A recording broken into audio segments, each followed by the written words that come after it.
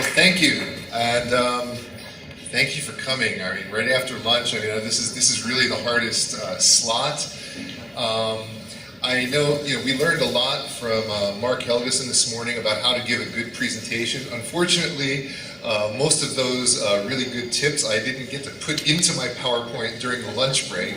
But I do know that you all have those little rubber bands. So if you start to get sleepy while I'm giving my presentation, just snap yourself like this, and I'll be sure to get you to stand up once or twice, and then maybe we'll get through this together somehow. My name is Charles Browne. Charlie Browne is obviously my nickname. Very easy name to remember and very popular with my students. I've been in Japan. I'm based in Japan at Meiji Gakuin University. I've been in Japan since 1985, so going on close to 30 years now. And it's kind of interesting and exciting to talk about, basically this topic of principled pragmatism, change in the classroom. Because really, almost everything that I've done over the past 30 years in Japan has been about trying to change what goes on in the classroom in Japan. When I came in '85, it's basically very much a grammar translation method. Teachers were lecturers, students were silent. There are lots and lots of problems, and one way or another, whether it's through my research or publications or textbooks or presentations or whatever, one way or another I've been focusing on trying to improve the way English is taught in Japan, and very quickly it became through other countries in Asia. As I started to do research, when I first came here, I was just an assistant language teacher, so I didn't have like a background or a degree or didn't really know what I was doing. I just knew that I loved teaching. But as I studied and I started to learn more about the tools of research and started applying those to what went on in the classroom in Japan, I really became aware of some specific problems that were really prevalent in Japan. And the two that I'm going to talk about today are problems related to vocabulary, specifically high-frequency vocabulary, and the problems of reading materials and reading skills development. And as I started to research and write and talk about these things, I realized that these are very similar problems that you face in Korea and also in Taiwan as well. And I think largely because all three of these countries have university entrance exam systems that have a very strong effect on what we do. So what I'd like to do today is talk a bit about some of the research that I've done on vocabulary and reading, introduce to you some of the really useful research tools that I've used, and hopefully you can use those as well. And then talk about some of the solutions that I've tried to come up with and some of the tools that I use to make those solutions, and maybe those tools will be useful for you as well. So let's see, hopefully my PowerPoint is going to work. Why focus on vocabulary? Well, this book by Pollination, this was the first book that I ever read on vocabulary. I did this when I was a master's student about 1990, and it's called Teaching and Learning Vocabulary. And I had been studying many different aspects of language learning, and they were all kind of interesting to me, but this was the first one that really clicked for me, because it really seemed to be a problem that I was seeing in my own classrooms every single day. And it's not only that. The other reason I really liked this book and Pollination's approach to teaching vocabulary is that I think he kind of epitomizes what I believe applied linguistics is supposed to be. Applied linguistics is not publishing a paper in a journal that very few people read and then just stopping there.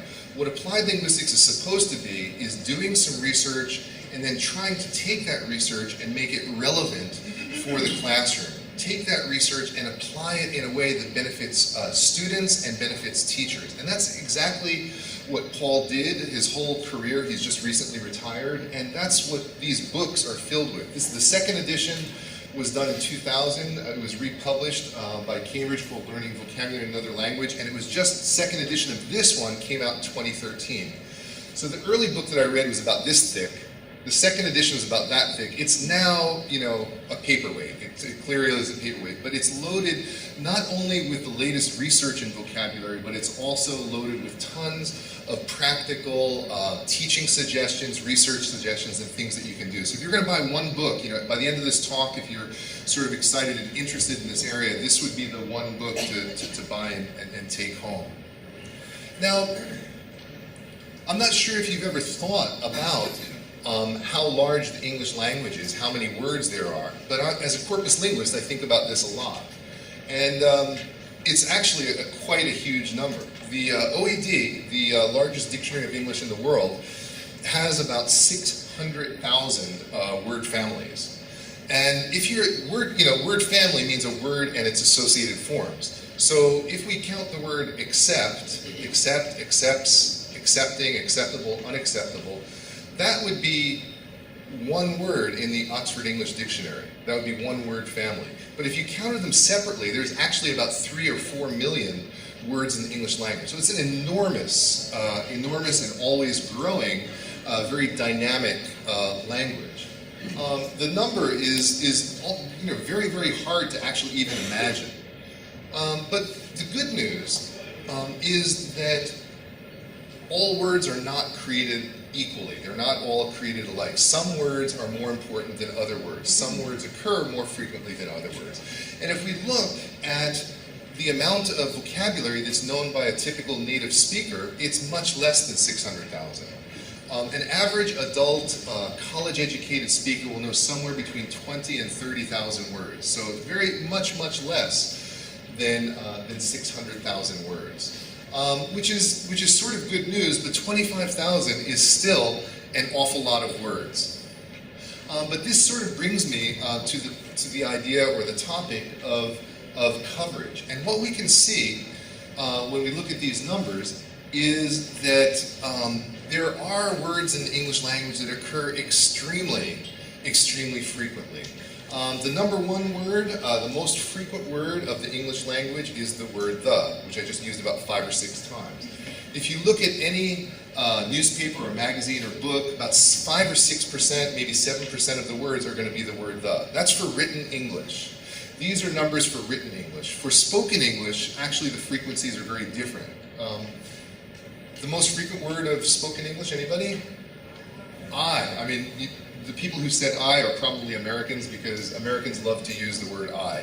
And that's what we see in spoken English is the frequencies are very different, and we use far fewer words in spoken English, and so you'll see the numbers are a bit different. But what you can see here is if you knew just the top 10 most frequent words of the English language, you'd know about a quarter of all of the words on a page of text. If you knew the top 100, you already know about half. And if you do the top 1,000, you know about 75% of the words on the page. And it goes down, there's various word lists. My word list, which my second presentation will be about one of my word lists, you'll see that 2,800 words already is getting you above 90%, 91, 92%. 5,000, 95%, 8,000, 98%. And so, these are sort of, I think when you look at it on a chart, it's not really as powerful as looking at it visually. I've been having trouble showing screenshots, but let's see if it works. Oh, there you go. Okay, good. What you have here, this is a 10 million word sample of the Cambridge English corpus, which is one of the largest corpora in the world. It's about 2 billion words. But out of this 10 million word sample, what we can see is that if you look at the top 2,000 most frequent words in that corpus, that covers 83% of all the words in that 10 million word sample. If you, yeah, it is. That is exactly what I said when I saw Paul Nation's course. 2,000 words, 83%. Wow, that's exactly the right reaction, I think. If you learn another 2,000, you get about the next 2,000 most frequent words. You get another 5%. Next 2,000, 3%, and you can see it's sort of a Zipfian curve. It just drops off very dramatically after the most frequent words. So the question is, if you are a teacher of English and you've got to choose which words to teach your students, Which band of words do you want to teach? 2,000 words and cover 1% of the text? No, of course. I mean, it's very, very clear that these high-frequency words are very, very important ones. They cover, they help students to be able to read and to understand the words that they encounter in their everyday life. They occur much, much more frequently. So the list that, one of the lists that I helped to develop and I published last year is called the New General Service List. And these 2,800 words actually give somewhere between 90 and 92% coverage. It's probably, as far as I know right now, it's the highest coverage for the smallest number of words. So, and that was the purpose of the project, was really to try, it's the idea of efficiency, giving students a small number of words that are going to help them in a lot of different situations. So this would be one of those solutions to one of the problems that I saw. And we'll talk a little bit more about that later. This is, I don't know the name of it, but I was looking online and I was trying to find a Korean high school textbook because a lot of my research is about Japanese high school textbooks. And what we find with Japanese high school textbooks is that they're very difficult to read. There's actually a lot of difficult vocabulary in them. And I go around, I'm a teacher trainer, that's my full-time job at my university, and one of the things I do in my spare time is I travel to different parts of Japan and work with local boards of education and try to help teachers to know about this kind of information. And so one of the questions I ask them is, okay, you're a teacher of English, what percentage of words do you think that students need to know to be able to read that text easily? And by read that text easily, what I mean is to be able to not use a dictionary and to guess from context, right? To guess from context. Now, I think probably a few people in the audience here are aware of some of this research, but most Japanese teachers of English are not. Typical guesses from Japanese teachers of English would be 50%, maybe 60%. A very adventurous and positive and far-reaching, far forward-thinking teacher might say 75%. But these are all very, very far below what the actual number of words or what percentage of coverage is needed. So if you look at a text, where you have 75% coverage, this is about the level, if you had a vocabulary of 1,000 words, if you knew the first 1,000 most frequent words of English, you would probably know about 75% of the words on a text. This is a text about the topic of forestry. It's a college university text. And what you've got is 25% of the words, 15 of them are blank. Can you guess from context? Tree. If tree planting rates, that's actually a very good guess. And you're probably showing these slides many times. I think that's the first time anybody has ever had a guess for the first one. Wow. That's pretty good. And we'll talk about that in a minute, because one of the factors beyond vocabulary that allows you to read a text is schema, right? So if you happen to know a little bit about forestry, you might automatically just know the word tree goes there. But would you agree that this is pretty hard? Yeah. If you had to read at the 75% level, you'd probably be pretty frustrated, right? This is actually, I know, I've been in Japan a long time, and I know a lot of Japanese kanji, but when I try and read a Japanese newspaper, that's sort of what it looks like to me. I can say, oh, it's about forestry, but when I try and read every word, it's impossible. It gets really frustrating. So 75% clearly is not enough. Now, if we were to double your vocabulary size and go up to about 2,000 words, what we see is a lot less blanks. Instead of 15 missing words, now there's only 9 missing words. Tree planting rates, we didn't get that yet. We'll have to see. Silviculture. What? Silviculture. Silviculture, for which one? The first one? First one, yeah. If silviculture planting rates, let's see what is that. If current, it's current. It's current planting rates, but those are good guesses. Both of them are really good guesses. But what we can see is that even at 83%, or if you know 2,000 words, depending on the word list, you're getting usually between 80 to 85%. And this is exactly what we see here, 83%. It's still pretty hard. At 83%, you're not able to guess from context. But let's push this up to 5,000 words. Look what happens if you know At 5,000 words, you should know about 95%. The text looks very different, doesn't it? At 95%, there, in a text of this length, there would only be one or possibly two missing words. Anybody have a guess for the missing word this time? Cubic? Cubic meters, square meters, something like that, right? I'm not even sure what the right answer is, but it's one of those. Square meters, maybe cubic meters, one of those, right? Let me ask you another question. Even if, let's imagine that you couldn't guess cubic meters or square meters. Let's imagine it was too difficult for you to guess. If you knew every word on the page except for cubic or square, would that strongly affect your reading experience? You'd still be able to read, wouldn't you? And that's exactly what the research shows. What we see in vocabulary and reading research is a number of what are called vocabulary thresholds. One of the important ones is related to the first slide that I showed you, and that is that if the students or if the reader knows less than 80%, basically it's almost impossible to comprehend or to read or to guess from context. So below 80%, you should just assume that the text is too difficult for your students. And I'll show you some tools that will help you to find out what the percentage is. That's coming up. But what we see is at 90%, if you get the students to the point where they know 90% of the words on a text, all of a sudden something really good happens. About half of the class at 90% will be able to read and guess from context without the help of a dictionary.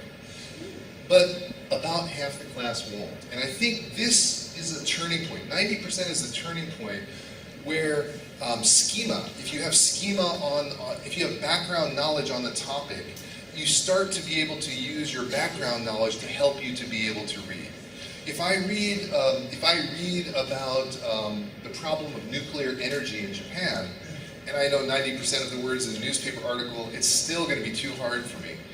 But as some people who know me know, I love cars. If I read a magazine about cars and I'm at the 90% level, I have no problem whatsoever because I have strong schema and strong interest in the topic. So 90% is like kind of a turning point. At 95%, that is the level where almost every one of the students in your class are going to be able to read and guess from context. So this is a really good target. 90-95% level is a very good target. And 98%, very, very high number, 98 to 99% is said to be the level at which students can begin to read for pleasure. I mean, reading for comprehension and reading for pleasure are two different things, right? So the numbers are actually a lot higher than maybe a lot of teachers in Japan would expect. And I'm not sure if it meets your expectations. I'm sure that some of the Korean high school teachers and junior high school teachers would probably guess fairly low as well. But one of the other problems is that EFL learners, not just in Japan but in many countries, just don't know enough of these high-frequency words. And here's just a summary of a couple of studies from a couple of different countries. And this will give you an idea of the vocabulary size from different countries. As we said, the Oxford English Dictionary has 600,000 words. Average native speaker, about 25,000 words. But in Japan, average college student, depends on their major, but about 2,000, 2,300 words. And you can see in Korea the number is a little bit higher. But all of the numbers from all the different countries, even after hundreds and hundreds of hours of study, it's far, far below what a native speaker knows, and in many cases far below the 90 to 95% threshold. Okay, so this is definitely a problem. And sort of a confounding problem. It's a slightly different one, but it's related. This has to do with the fact that at least in Japan, and I'm sure in Korea as well, students tend to spend a lot of time studying the wrong vocabulary words. And what I mean by wrong is they're not studying the high frequency words. And this has to do with the backwash effect of examination English. These first 5,000 words are high frequency words. These first 5,000 words give about 95% coverage. Clearly, these are the words that we really want our students to master, because these are the words they meet every single day in every single text that they look at. So this just 5,000 out of 600,000, those 5,000 get them 95% of the way. Those are the ones they should be studying. But what we see is that in Japan, they are not studying those high frequency words. What they're doing is, in fact, they're studying low frequency words. Words like torment, which is the 14,000 word level, emigrate, 23,000, abstain, 25,000, digress, 42,000, exasperate, 84,000. Where did I get these words? These words are from the #1 selling vocabulary textbook in Japan for entrance exam preparation. These are all chapter 1 words. These are the easy words in the book. So, and this is for second-year high school students. So our second-year high school students are studying words like exasperate and torment, which I think are very appropriate.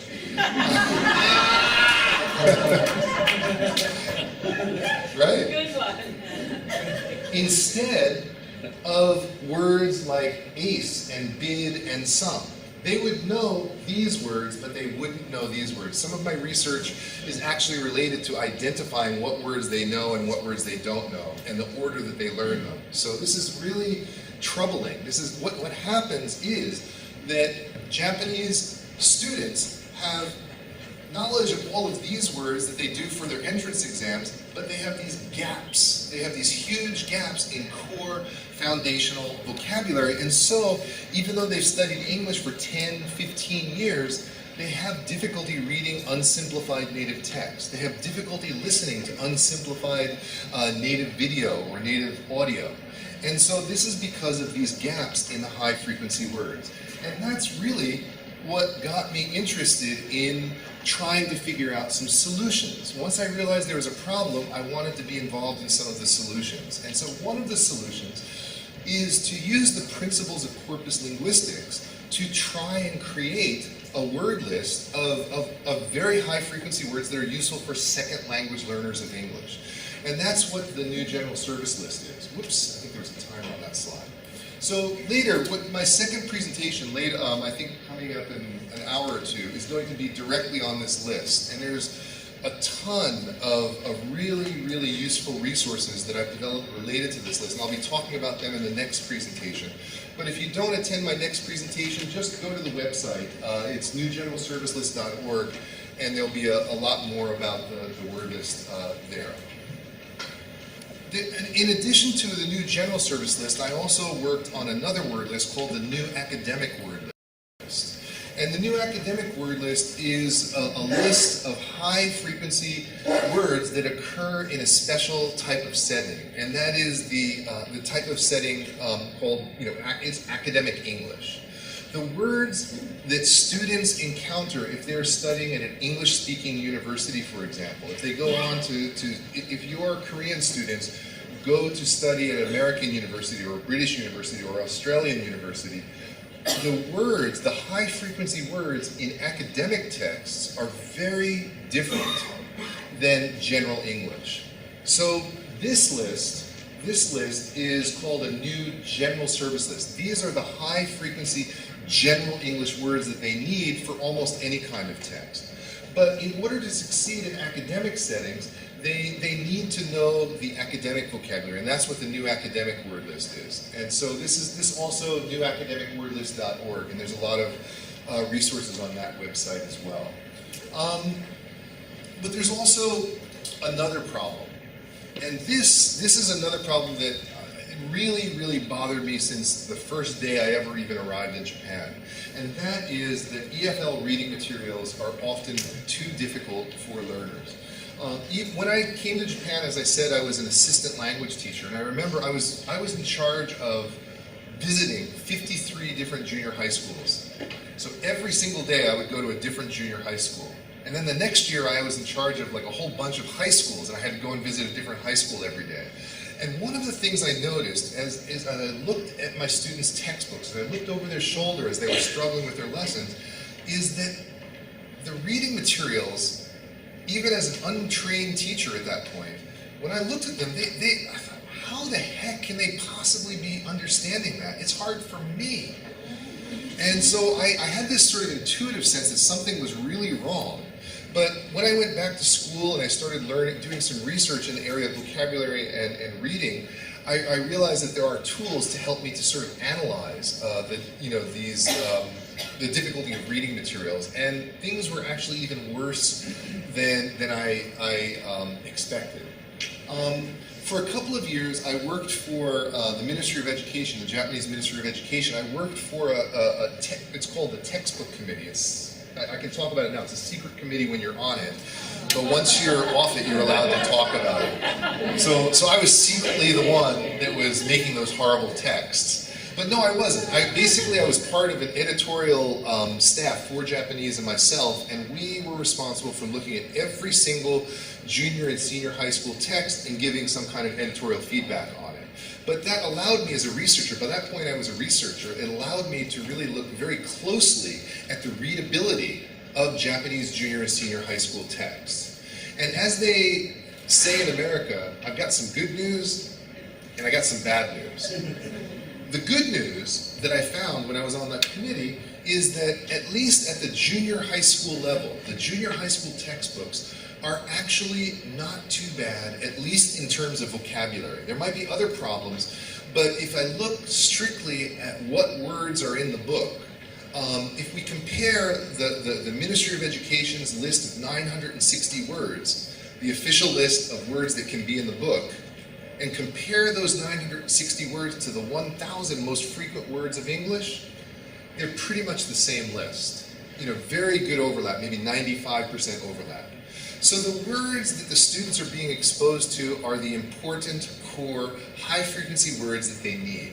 What's more, if you look at Japanese junior high textbooks, the sentences are very short. There's tons of illustrations and pictures and charts. They even use these enormous fonts, like size 50 font. So there's never more than 3 or 4 words in a line. And so it's not at all intimidating. You look at the book and there's visual support. It looks, I think students are learning vocabulary pretty well at the junior high school. That's the good news. You can tell where I'm going with this. The bad news is it just sort of falls apart at the high school level. What happens with high school texts is that the focus changes very dramatically from teaching high-frequency words to teaching low-frequency words.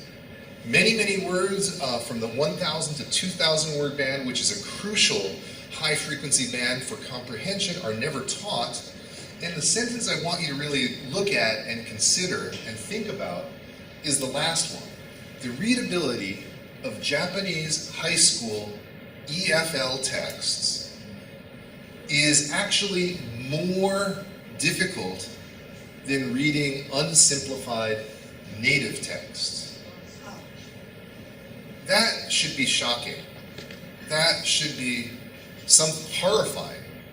And this is, again, we're talking about, principled pragmatism and change in the classroom. One of the first steps to changing something is you got to identify the problem. And there really wasn't any quantitative research on this. And that's what I wanted to do, is the first step was to try and really clearly identify what the problem was and then try to come up with a solution. So in the same way that we were talking about high frequency vocabulary lists, also I really started to try and look at what's going on with the textbooks. Well, how can I even say that, how do I know that the readability of native text is easier than Japanese high school text? Well, this takes me to one of the tools that I wanted to introduce to you that I think will be very useful. And this is the tool called Vocab Profile. Vocab Profile is on a website called the Complete Lexical Tutor. No, this is not a spelling mistake. And it's a site run by a very good friend of mine called Professor Tom Cobb at University of Quebec in Montreal. And he's spent the past, got to be 20 years, putting up every single online tool he can think of that would benefit vocabulary researchers and reading researchers and vocabulary teachers and reading teachers. Just a great collection of free tools, but one of the ones that I'll introduce to you today is called Vocab Profile. And what Vocab Profile does is it helps you to identify the presence or absence of high-frequency words in the texts that you are working with. So, and it uses a very nice color-coding scheme, so it makes it very easy to interpret the results. So what you would do is you would just copy and paste the text into this box. So you need a digital copy of your text, copy and paste it into the box, hit the submit button, and it will give you a readout of the difficulty. So, for example, the Yomiuri newspaper is one of the very big English newspapers in Japan. And what we can see for a typical article in the Yomiuri newspaper is that we're getting about 87% coverage for the first 2,000 words. What we would expect is somewhere between 80 and 85. So this number is higher than this number. So that means that you're getting more coverage for fewer words, so it's easier than expected, right? And what we see is the blue, it says K1. K1 words means first 1,000. And all the K1 words are color-coded in blue. So you can see immediately what are the most high-frequency words in the text. The K2 words are the green words, the second 1,000. You can see those as well. The yellow words are the academic words, and then the red words are the off-list words. So you see not only the percentages, but you actually see the words themselves. And it's a very, very clear and easy to use tool. But this is an example of a native speaker text that's a little bit easier than expected, 87%. What about Harry Potter? How many people have read it? I mean, I assume a lot. Wonderful books, and despite having those really unusual, strange words like Kiddish, I can never Quidditch, I can never pronounce it right, Quidditch. So there's all these made-up words, and so you might think that Harry Potter is actually quite difficult because there's so many imaginary vocabulary words in the book, but actually it's the opposite. What you get for Harry Potter, if you know the 2,000 most frequent words of English, you're getting about 94% coverage. If you remember, above 90 means that you can start to read without the help of dictionaries. And I think it's no coincidence that in Japan, Harry Potter is the #1 selling book in English that people actually buy in bookstores. And I think the reason is Japanese college students have a vocabulary size of about 2,000. This is a book they can read without the help of a dictionary. So, you know, good movies, good story, but actually good in terms of vocabulary as well. How about Time Magazine? How many of you ever tried to use Time Magazine in the classroom? Would you say easier or harder than a typical newspaper or Harry Potter? Easier? How many easiers? Few, 3, 4, 5. How many harders? Well, it depends on the article, doesn't it? It does depend on the article. But one of my experience, I haven't read Time in a while, but my experience of reading Time is, as a linguist or as a vocabulary guy, I always get a little frustrated when I read a Time magazine article, because I'll read it and I'll understand every word, and then all of a sudden in the middle of the article is some ridiculously difficult word. And it almost makes you feel like somebody's actually in there purposely putting them in so they look like a smart magazine or something. Have you anybody else, I mean, it feels that way, doesn't it? That's exactly what it feels like to me, and that's what we see. Below 85%, this is down towards the bottom edge. This is down to about 81%. This is a typical difficulty index for a Time magazine article, and what we're seeing, the lower end of 80 to 85% means it's a difficult text. These, up until now, I've been showing you all native speaker texts. Here's a Japanese high school text. This is from Spectrum Unit 16, which Spectrum was the #1 selling high school textbook, ministry-approved high school textbook, when I did this study back in the late 90s. 76% coverage.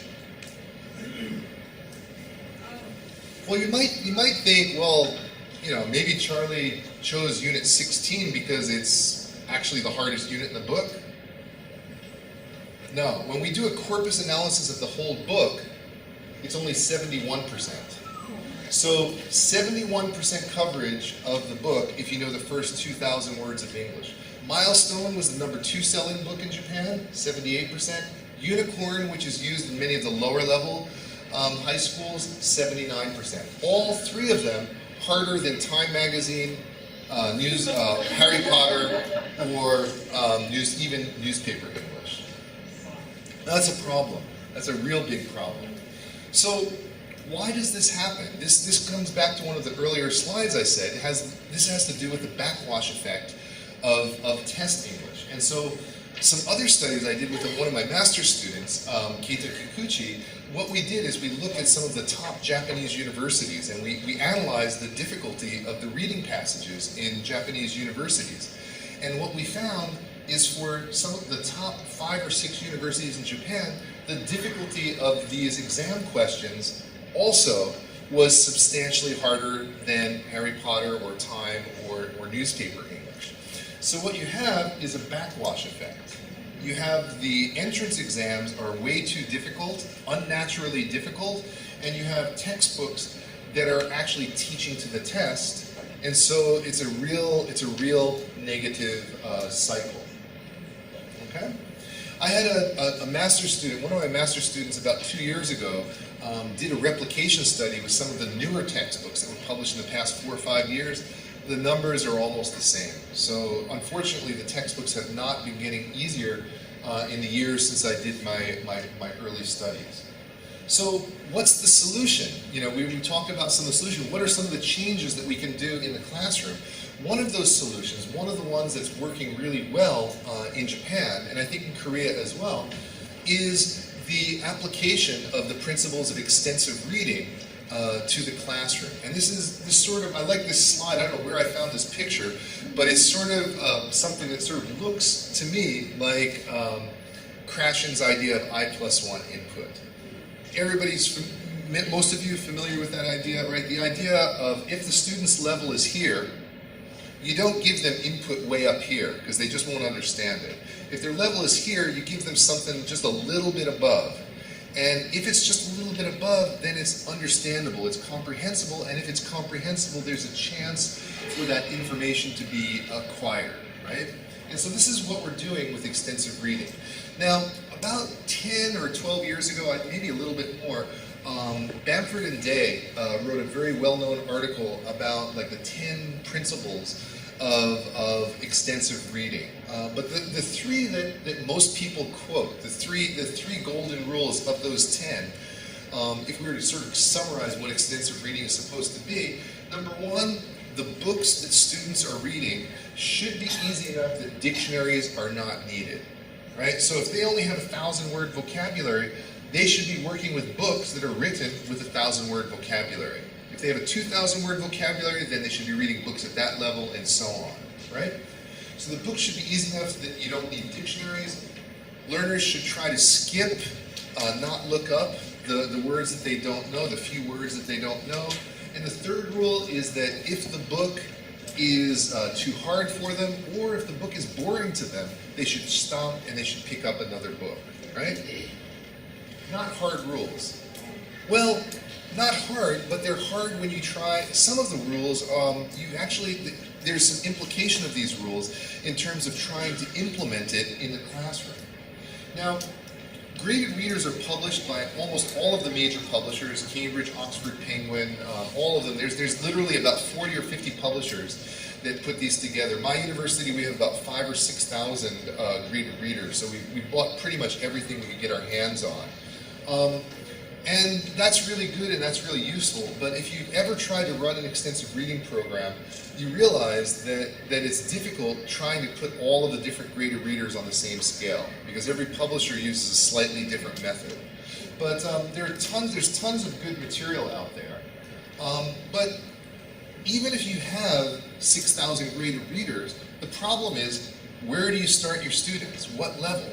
If you've got a class of 50 students, you've probably got quite a range of reading ability. Just because they're in the same grade level doesn't mean they're at the same reading level, right? So what we need is we need to have a means to figure out how to start them at the right level. And if you look, for example, Cambridge University Press, They worked with Norbert Schmidt. Norbert is a very famous vocabulary researcher at University of Nottingham. And Norbert helped them to create what Pollination calls a levels test. But he basically, Norbert created a test that was tied to the 6 levels of the Cambridge graded readers. And so if you said, okay, I think I'm a lower intermediate, you click on the lower intermediate button, and what you get is sort of a matching game. And you get like 6 words on one side, 3 definitions on another. You try and match them, and then you go through this looks like about 10 screens. You go through about 10 screens, and it will give you a score. For me, I just sort of rushed through it. I got 11 out of 30. It says this level might be too difficult. Why don't you try a lower level?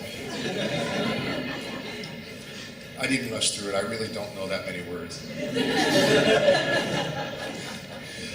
So it's sort of an interactive, online, free tool that you can use to sort of place yourself within the Cambridge graded readers.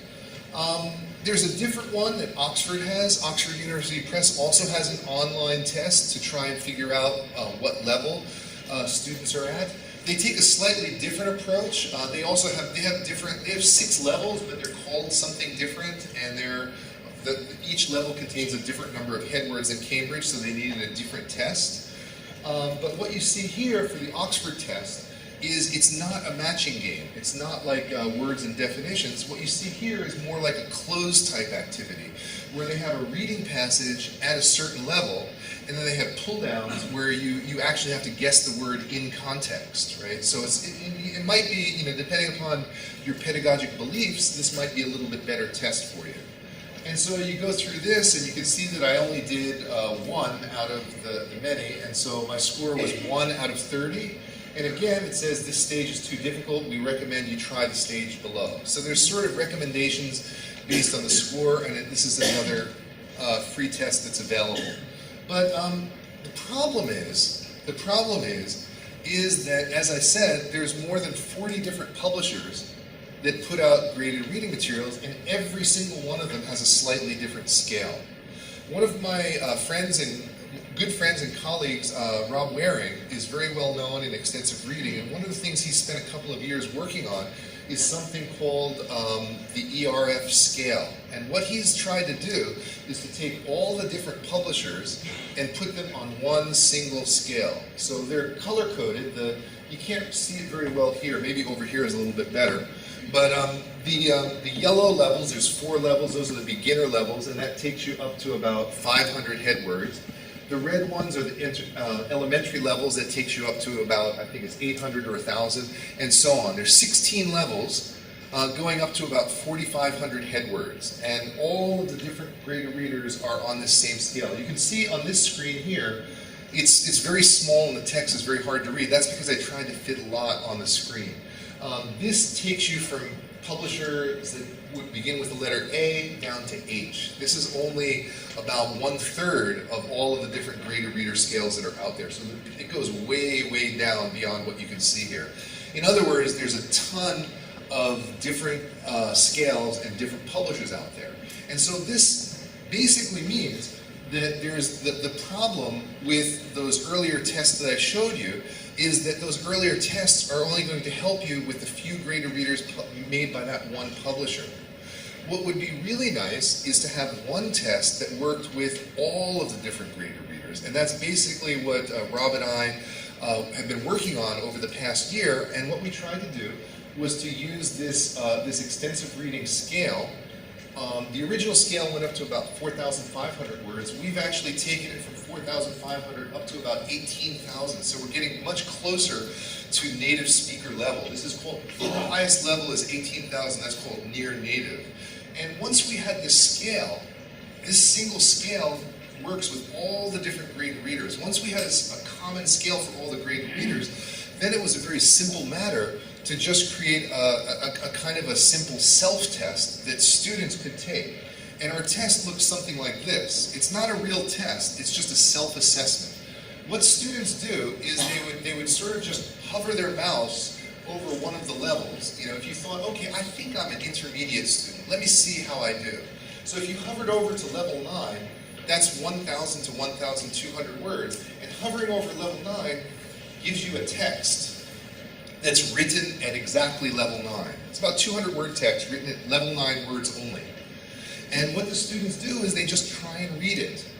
And if they can read it and they know all the words except for 1 or 2, they just double click on it, and then level 9 is chosen, and then instantly we start to recommend texts that are at the level 9 level. Okay, so this test is available on one of my websites called ER Central, and the ER stands for extensive reading.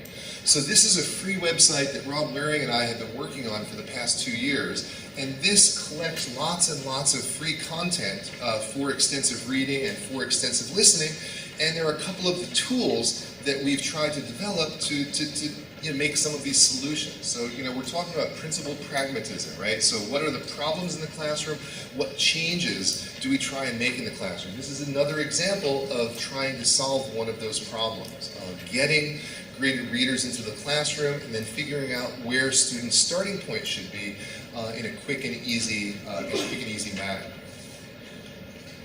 So, one of the things that, if you've looked at some of my websites, you'll know that I'm very, very interested and very committed to online solutions, trying to supplement what goes on in the classroom with digital solutions outside of the classroom. EFL students just don't get enough exposure to English in Korea because outside of class they speak Korean. And in Japan, because outside of class they speak Japanese. They're just not getting enough comprehensible input. The thing about comprehensible input approach is that you need lots of input for it to work. You need input every single day.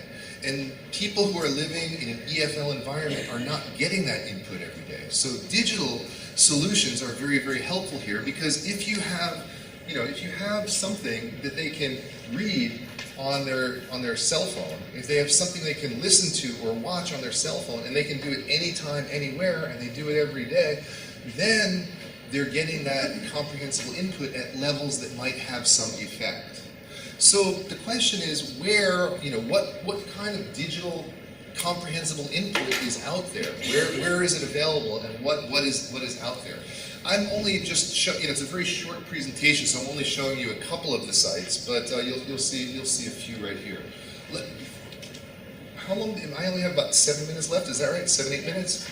Okay, so I just want to make sure that I'm good on time. Voice of America. Has anybody used Voice of America? If you haven't, it's definitely worth checking out. Whatever your political beliefs, because some people will criticize it because it's got a political agenda.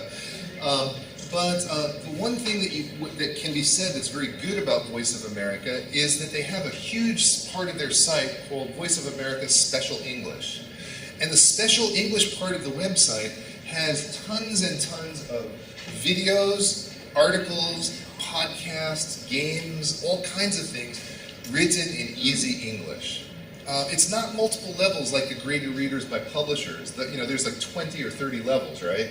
This is only one level, and I think recently they might have started a second level, but basically one level, it's about 1,500 words. But that really does cover, that's very, very helpful for a lot of our students. And there's a lot of authentic content there, there's a lot of contemporary issues content there. So if you wanted to get contemporary issues into the classroom at students' level, this is definitely a tool that you could use. A friend of mine, Paul Goldberg, based in Japan, he's just put out some software called xreading.com. It's paid software. Most of the things I'm showing you are free, but I just wanted to mention this. If your school does have a budget and they do extensive reading, this is really nice. He's worked out some kind of a deal with some of the publishers so that they're all pulling together their content on one common platform. And so this, I haven't used it in the classroom myself, but it looks very nice. Another paid site that I actually helped to work on and to develop is called English Central. And English Central is a website that uses sort of a graded approach to authentic video. And if you know your students' TOEIC or TOEFL or IELTS score or their vocabulary size, you can filter. They have about 10,000 videos there, and you can filter the videos so that it matches their level. And so it's another alternative, but I think this is not very cheap, so that's something to, you might have to take into consideration. But ER Central is my website. This is the website that Rob and I have put together, and this is a free website. And this is following kind of a crowdsourced model. What we've done is we've spent the past 2 years pulling together, writing, recording everything that we can think of and putting it on the website, but hoping that eventually it's going to get a life of its own and that other teachers and publishers and authors are going to start donating as well. But what you see on this website is hundreds of links related to extensive reading and listening. There's blogs and commenting on these topics. There's a graded reading tracking device and a whole bunch of other things. I'll show you some real quick screenshots. If you look, there's a whole set of links just for teachers and authors, and then there's a whole set of links at the bottom for students. So it's sort of divided according to how you want to use the site. But if you're a student, what you would see is just all kinds of different things. There's about 1,000 stories graded by the ERF scale, so about 20 levels. There's 1,000 stories at 20 levels right now, and slowly growing. And what you can see is that if you take that test and you've selected, I think before we did level 9. If we use the pull-down menu and you select level 9. You can see all of the stories that we have available at level 9. And students can just click on the story that seems most interesting to them. Because remember, one of the rules of extensive reading is not only that it should be at your level, but it should be interesting to you. So we needed to make sure there were enough choices that there were lots of different kind of topics available. And so it's sort of sorted by topics as well. So if the students know that they're into entertainment, and there's a whole bunch of different stories about movie and Hollywood stars and things like that. There's a very simple online reading environment. If you click on a story, you'll get a little explanation about that story, about its level, how many words are in it, and then if you just click read the book, you go into like a reading environment like this, and then the students just start to read it. If there's a word they don't know, they right-click on it, and what will happen is there's a learn button which can take you into vocabulary flashcard mode to learn it, or this is an old screenshot.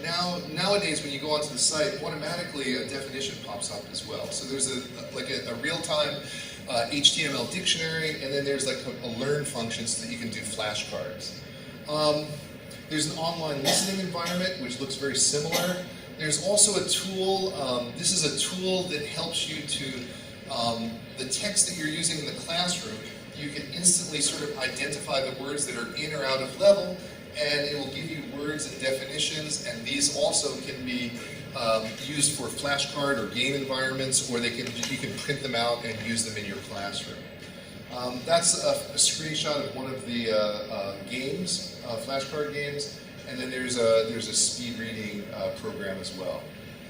So the speed reading panel looks very similar. You click on a story, you get like a ready, set, go, and then you start reading, and when you're finished, you click on the I finish button, and it will tell you, basically how many words a minute. It's not a gorgeous website, it's not perfect, it's still got a lot of work to do, but basically we've just been doing this on our own sweat and our own coin. So maybe one day it'll look beautiful, but hopefully there's a lot there for you to use. One last tool, I've got like 1 or 2 minutes, and maybe I'll just finish with one last tool that I think you might be interested in, and this is called the keyword tool. And this is basically the idea of trying to create your own word lists. How do you go about identifying what are the most important words in a text? So say you were going to teach the text Dracula. How do you know what are the most important, the most frequent words that are Dracula-like? Not the core foundational frequency words, but what are the words, the lower frequency words, but they occur often in that particular text? That's exactly what this keyword tool does. So if you copy and paste Dracula into the tool and push the button, what it shows you is the words that are most frequent in that text that are not core words. So the word castle, it says 524. Castle occurs 524 times more often in Dracula than it does in general English.